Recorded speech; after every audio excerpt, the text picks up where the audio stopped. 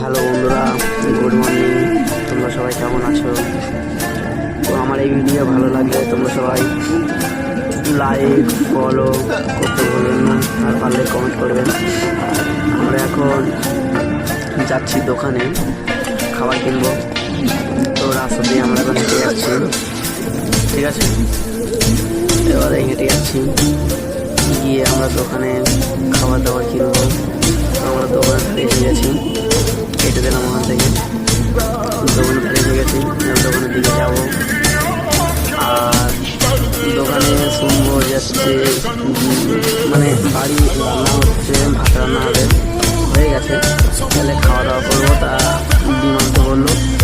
তো দোকানে এসে বললাম যে দাদা বিক্রির মতো দেখতে দুটো ডিম আছে? বললো হ্যাঁ আছে, পাশের ঘরে।